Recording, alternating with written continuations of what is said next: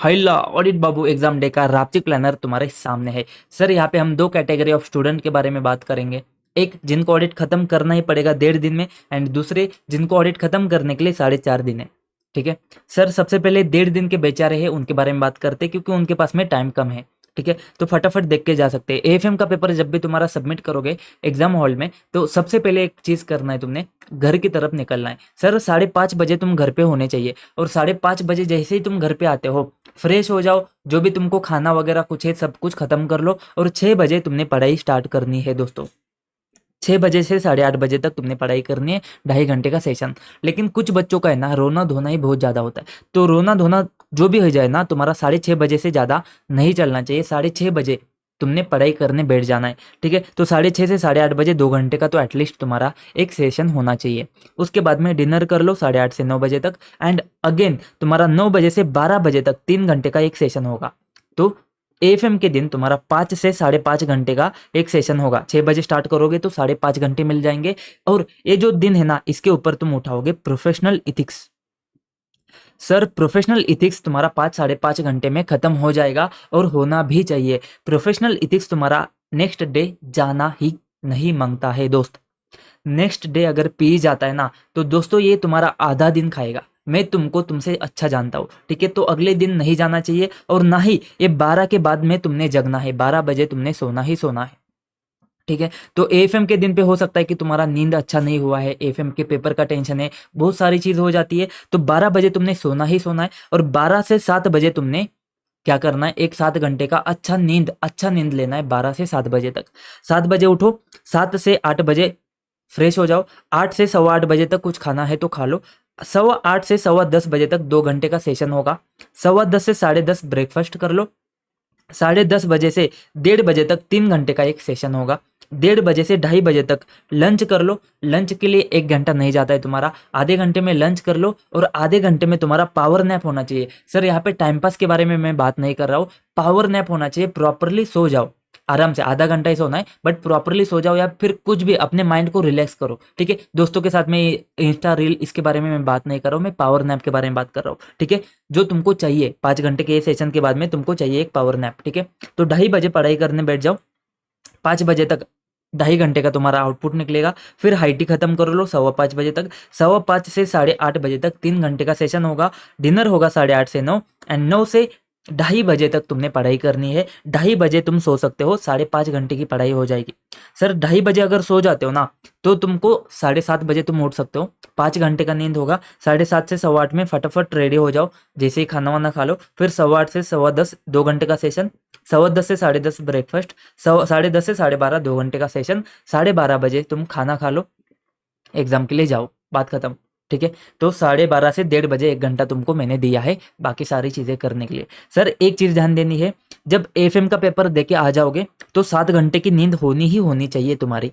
और अगर तुमको ऑडिट से पहले जो है ना, पूरा रात नहीं पढ़ाई करनी है।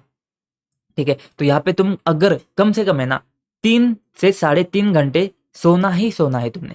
3 से 3.5 घंटे, देखो अप्रोक्सीमेटली 4 घंटे अगर तुम सोते हो ना, तो मेरे हिसाब से 4 घंटे इनफ है।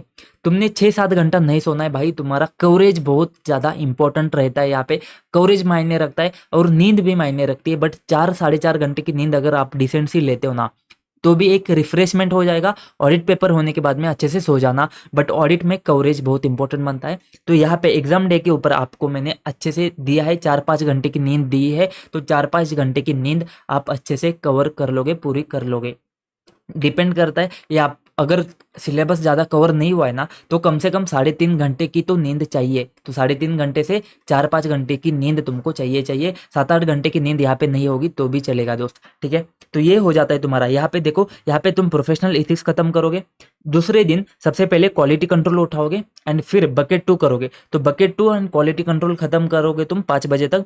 नहीं होता है तो यहाँ पे तुम्हारा 6 बजे तक तो हो जाना चाहिए।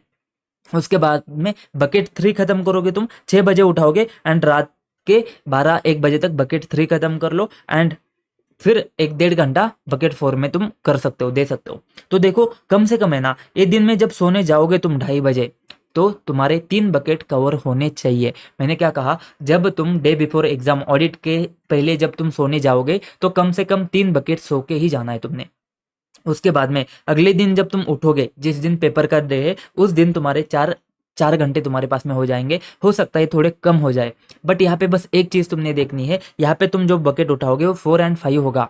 तो समझ जाना कि तुम्हारा ऑडिट का पढ़ाई हो चुका है। जब तुम सोने गए थे, ऑडिट का पढ़ाई हो चुका है। अब बस तुम क्या कर रहे हो, ज़्यादा एडिशनल वाला पोर्शन पढ़ रहे हो। तो यहाँ पे जो भी आता है ना, सब नया नया रहेगा तुम्हारा। तो ऐसे मत सोचो, प्लीज ऐसे मत सोचो कि ये तुमने नहीं किया है, तुम छोड़ के जा रहे हो, ऐसा ऐसा हुआ है, ऐसा मत सोचो। ऐसा सोचो कि तुम ये बस एक्स्ट्रा वाला पोर्शन कर रहे हो, ठीक है। तो यहाँ पे तुम्हारा 4 घंटे में हो जाएगा, और जितना भी होता है उतना कवर कर लेना। एक 1.5 दिन वाले बच्चे यहाँ पे और एक बार देख सकते हैं। देखो, क्वालिटी कंट्रोल प्रोफेशनल एथिक्स कितना टाइम देना है, पी 5 घंटा, क्वालिटी कंट्रोल 1 घंटा।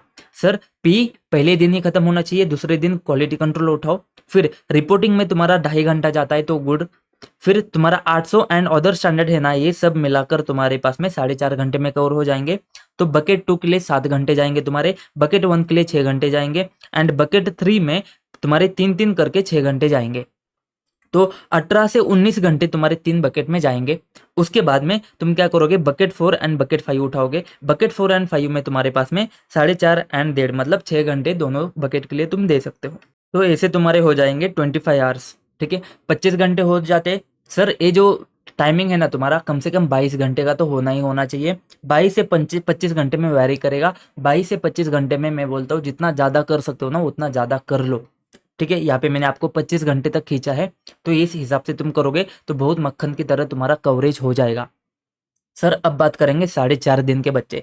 सर 4.5 दिन के बच्चे हैं तो यहाँ पे 2 कैटेगरी ऑफ स्टूडेंट फिर आ जाते हैं। सर 2 कैटेगरी मतलब क्या, एक जिन्होंने पहले ऑडिट अच्छे से खत्म किया है, मतलब एक बार अच्छे से खत्म किया है वो, एंड दूसरे जो कैटेगरी आता है जिनका पहले रिवीजन अच्छे से नहीं हुआ है, ठीक है। तो जिनका रिवीजन अच्छे से नहीं हुआ है ना, उसके बारे में हम बाद में बात करेंगे। सबसे पहले जिनका रिवीजन वगैरह अच्छे से हुआ है और जिनके पास में 4.5 दिन है उनके बारे में बात करेंगे।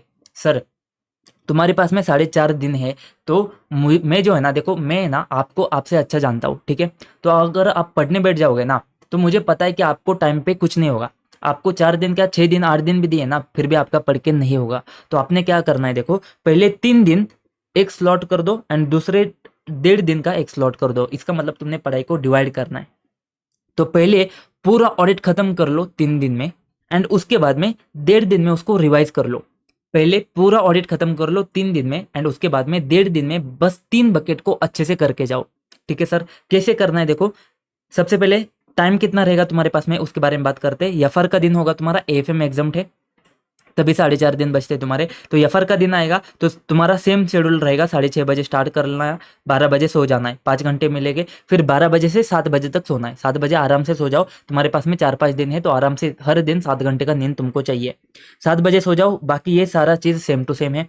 अगले दिन भी सेम टू सेम है, 12 बजे सोने जाओ, सेम टू सेम है। फिर डे 3 पे भी सेम टू सेम है, डे बिफोर एग्जाम पे भी सेम टू सेम है। तो मतलब 4 दिन मिलते, 4 पूरे दिन तुम्हारे पास में अच्छे से तुम इसको यूटिलाइज कर सकते हो। एंड एग्जाम डे भी तुम्हारा सेम टू सेम है, इसमें कोई चेंज नहीं है। डे बिफोर एग्जाम में ना बस 2:30 बजे की जगह पे तुमको यहाँ पे 12 बजे सो जाना है, ठीक है। अब तुम्हारे पास में अगर कवरेज नहीं होता है तो तुम 2:30 बजे तक भी जग सकते हो, इसमें कोई टेंशन की बात नहीं है। सर यहाँ पे जो तुम्हारा आवर्स है ना, वो यहाँ पे हो जाएंगे 13.5 घंटे। और मैं आपको बताऊँ, मैंने इंटरमीडिएट फाइनल हर जगह पे स्टॉप वॉच को यूज़ किया है, तो मुझे पता है कि दिन में कितना आउटपुट निकलता है। 12.5 13.5 घंटा मैंने निकाला है हर दिन, नॉर्मल नॉर्मल मैंने स्टॉप वॉच का टाइम निकाल दिया है। तो मेरे हिसाब से एग्जाम डे में तुम्हारा कम से कम 13.5 घंटा तो निकलना ही निकलना चाहिए, ठीक है। अगर नहीं निकलता है ना तो 13.5 की जगह पे 12.5 घंटा तो निकलना चाहिए, ठीक है। तो अगर 13.5 घंटे की जगह पे मैं 12 घंटे पकड़ता हूँ ना, तो मैं इसको 63 आवर्स को 60 आवर्स या 59 आवर्स में ही इसको कवर कर लूँगा। और मैंने जो प्लानर बना दिया ना वो 59 आवर्स के हिसाब से ही बना दिया है, ठीक है। तो ऐसा मान के चलता हूँ कि 12.5, क्योंकि 3-4 दिन में तुम्हारा 2-3 घंटा इधर उधर हो सकता है। तो ये 63 आवर्स की जगह पे 59-60 आवर्स में तुमको खत्म करना पड़ेगा, ठीक है। बाकी सारी चीज़ें सेम ही है, बस तुमको ध्यान क्या देना है, देखो पहले 3 दिन में तुमको पूरा ऑडिट खत्म करना है। तो ऑडिट खत्म करना है तो कितना टाइम देना पड़ेगा तुमको, तो ये जो तुम्हारा 1.5 दिन में करना है ना, उसके ही 1.5 टाइम्स। मतलब क्या है, अगर तुम 1 घंटे में बाद में करोगे ना तो तुमको उससे पहले 1.5 घंटे में खत्म करना है, ठीक है। तो 1.5 घंटा, 7.5 घंटा, ये 3.25 घंटा, 2.25 घंटा इसके हिसाब से कर लेना, ठीक है। ये 3.25 घंटा है सर, ठीक है। मतलब तुम्हारे 3 आवर्स एंड 45 मिनट्स। अब यहाँ पे देखो कि तुमने एक चीज़ ध्यान देनी है, ये जो 3 दिन है ना, इसमें बहुत अच्छे से रिवाइज करो, बहुत अच्छे से रिवाइज करो, क्योंकि ये जो 3 दिन है ना, ये तुम्हारा मतलब पांचों बकेट अच्छे से रिवाइज करके हो जाना चाहिए, क्वेश्चन के साथ में, सारी चीज़ों के साथ में। ये जो 1.5 दिन है ना भाई, ये 1.5 दिन है ना, इसमें तुम्हारे पहले जो 3 बकेट है ना, उसको ही तुमने अच्छे से करके जाना है। तो 3 दिन में तुम्हारे पास में रहेंगे 37 आवर्स, जिसको तुम डिटेल में कवर कर लोगे। फिर 22 आवर्स में तुम्हारे पास में क्या रहेंगे, 3 बकेट। जो 1.5 दिन का प्लानर था वही रेप्लिकेट होगा, बस यहाँ पे चेंज हो जाएगा। बकेट 4 को तुम टाइम दे सकते हो अगर तुम्हारे पास में टाइम बचता है तो। बकेट 5 तुम नहीं करोगे, बकेट 4 को अगर 2-3 घंटा देते हो तो इनफ है। ये हो जाएगा सर जिन्होंने पहले ऑडिट किया है अच्छे से, जिनको बस रिवाइज करना है। अब जिन्होंने अच्छे से रिवीजन भी नहीं किया है ना, तो उनके लिए ये प्लानर नहीं है। 4.5 दिन वाले बच्चे, उनके लिए क्या है, वो स्ट्रेट क्या कर लो, 4.5 दिन ऑडिट बस खत्म कर लो अच्छे से, क्योंकि यहाँ पे तुमको डिटेल में देखना है। यहाँ पे तुमको 2 बार ऑडिट करने की जरूरत नहीं है, तुमको एक बार ही करना है, बस अच्छे से कवर करना पड़ेगा। तो उनके लिए क्या है, तुम क्या करो, स्ट्रेट 4.5 घंटे 4.5 दिन ऑडिट करते रहो। अब इसके लिए तुमने कितना टाइम देना है, तो ये जो 2 कॉलम्स है ना, इसका एडिशन करते जाओ, ठीक है। तो 2.5 घंटा क्वालिटी कंट्रोल के लिए, 12.5 घंटा प्रोफेशनल एथिक्स के लिए, रिपोर्टिंग के लिए, ऐसे ऐसे क्या करो, ये 2 कॉलम का ऐड करो। जितना टाइम तुम्हारे पास में होता है उतना टाइम तुम क्या करना है, 4.5 दिन में तुमने खत्म करना है। अब और एक चीज़ यहाँ पे आ जाती है सर, ये जो बकेट 4 एंड 5 है ना, इसको तुमने कब उठाना है, क्योंकि तुम एग्जाम डे के ऊपर उठाते हो तो यहाँ पे तुमको दिक्कत आ जाएगी। एग्जाम डे के ऊपर तुमको ऐसा लगेगा कि यार मैंने किया ही नहीं है, ऐसा होता है वैसा होता है, तो उसको पहले उठाना है क्या। तो अगर तुम पहले उठाते हो ना, तो तुमने तभी उठाना है जब तुम 100% श्योर हो कि तुम्हारा सिलेबस खत्म हो जाएगा। मतलब इसके पहले अगर तुमने 1.5 दिन में सिलेबस खत्म किया है तभी इसको तुम उठा सकते हो पहले। अगर नहीं किया है तो इसको पहले नहीं उठाओगे, तो इसको तुम एंड में ही रखना। बस माइंड सेट ये रखना है कि ये एडिशनल है, इसको हमको ज़्यादा देखने की ज़रूरत नहीं है। ठीक है सर, मेरे हिसाब से मैंने आपको अच्छे से बता दिया है, ये चीज़ आप इम्प्लीमेंट कर सकते हो अगर आपको पसंद आती है तो। और मिलते हैं नेक्स्ट वीडियो में, तब तक के लिए जय हिंद।